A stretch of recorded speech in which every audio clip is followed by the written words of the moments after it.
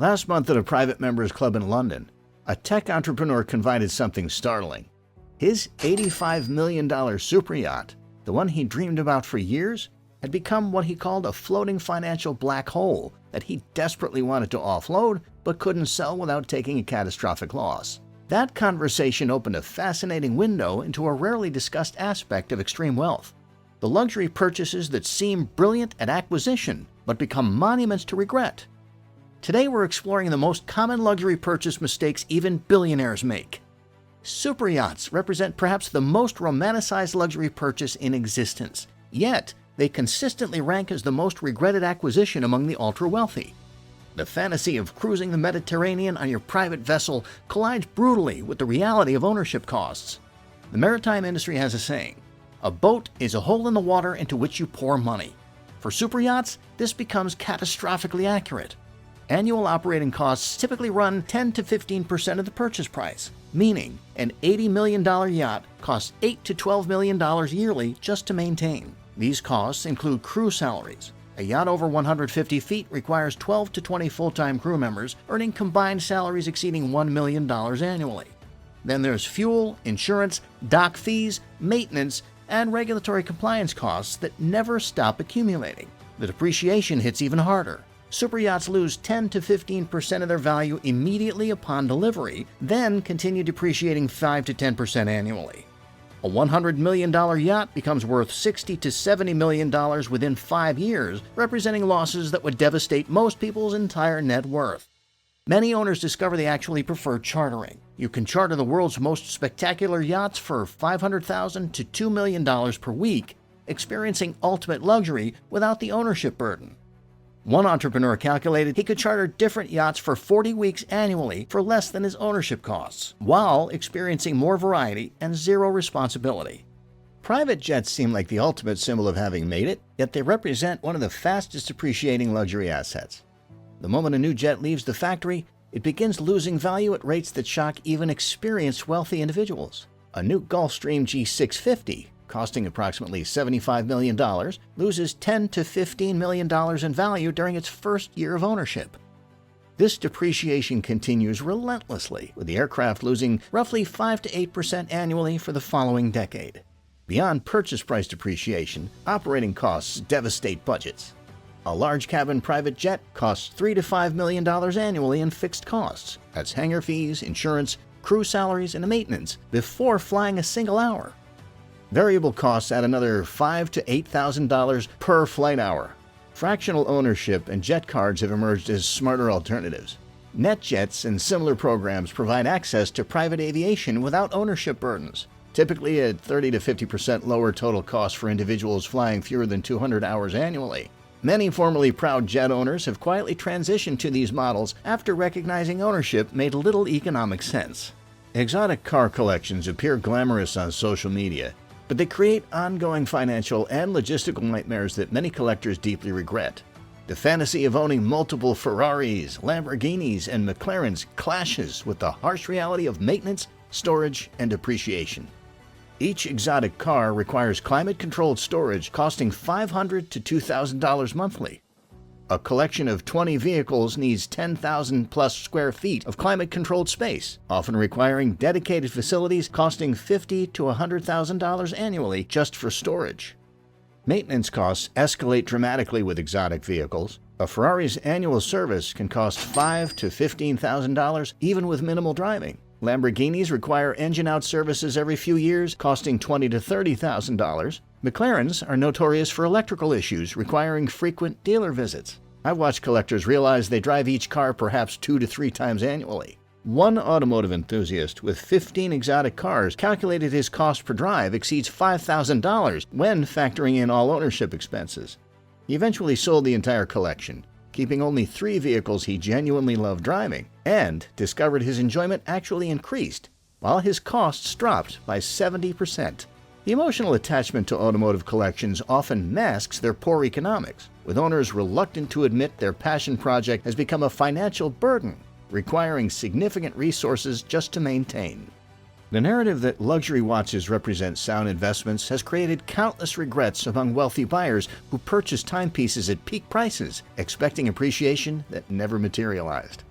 While certain vintage Rolexes and Pateks have indeed appreciated spectacularly, the vast majority of luxury watches are depreciating assets disguised as investments. The secondary market for luxury watches is far more volatile than most buyers realize. Watches that commanded premiums above retail during 2020 to 2021 have since crashed 30 to 60% in value as speculative demand evaporated. Authentication challenges plague the secondary market. Sophisticated counterfeits have become nearly indistinguishable from genuine pieces, creating risk that significantly impacts resale values. Even authentic watches face valuation questions around service history and component originality that dramatically affect pricing. One tech entrepreneur purchased 12 Rolex Daytonas between 2020 and 2021, paying an average of $45,000 each, well above the $14,000 retail price. By 2024, these watches had dropped to $25,000 to $30,000 in secondary market value, representing losses exceeding $200,000 on what he considered investments. The smartest watch collectors focus on pieces they genuinely love wearing rather than investment potential. They recognize that even appreciating watches provide poor return compared to traditional investments. A vintage Rolex appreciating 10% annually is impressive for a watch, but terrible for an investment when stocks historically return similar amounts with far superior liquidity. Building significant wine collections seems like a sophisticated pursuit combining enjoyment with investment potential.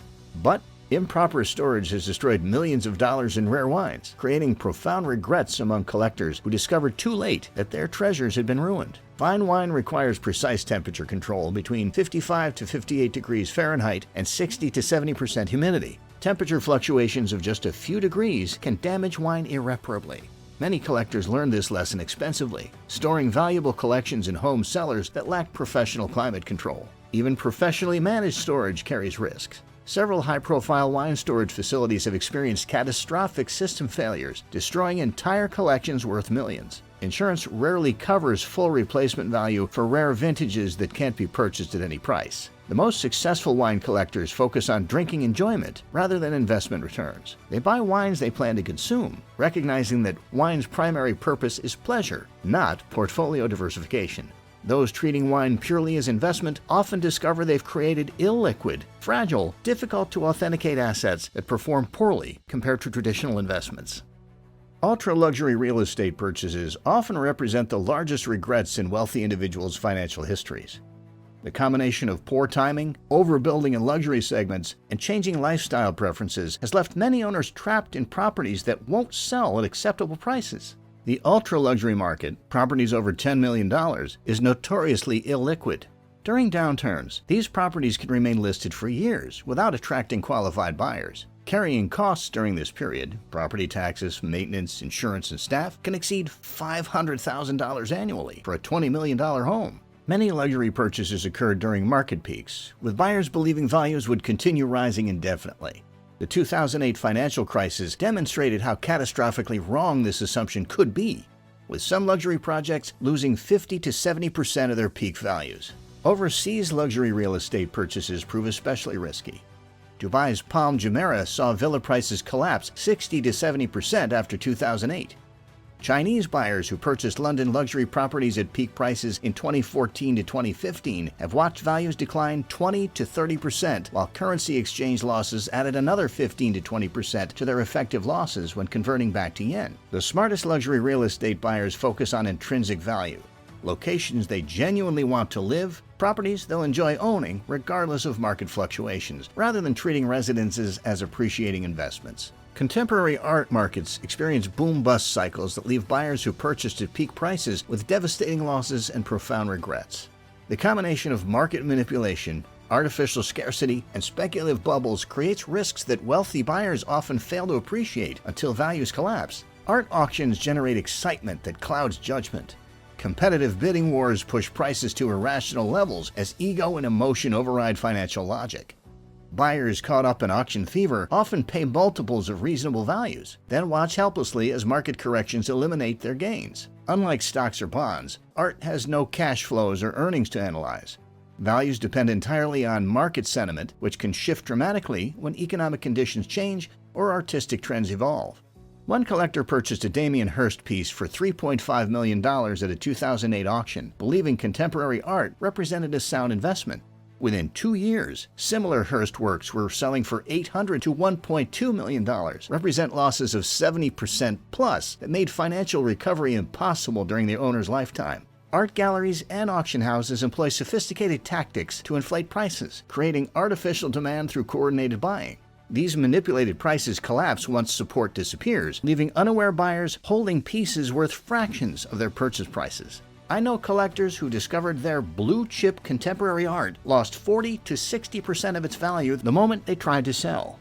Custom jewelry commissions represent perhaps the most regretted luxury purchases because they combine maximum expense with minimum resale value.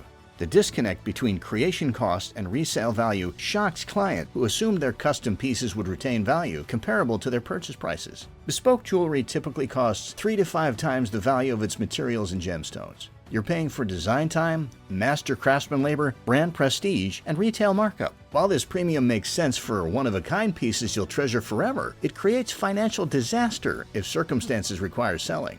Resale value for custom jewelry typically equals 30 to 50% of materials value alone, not purchase price. A $500,000 custom necklace might contain $150,000 in gold and diamonds, meaning resale value is approximately $50,000 to $75,000, representing an 85 to 90% loss. Tiffany & Company and Cartier pieces maintain better resale value due to brand recognition, but even these depreciate 40 to 60% immediately. Custom designs from lesser-known jewelers often cannot find buyers at any price, forcing owners to accept scrap value, literally melting the jewelry and selling raw materials. The lesson: commission custom jewelry only if you plan to keep it forever and can afford to consider the entire purchase price a sunk cost.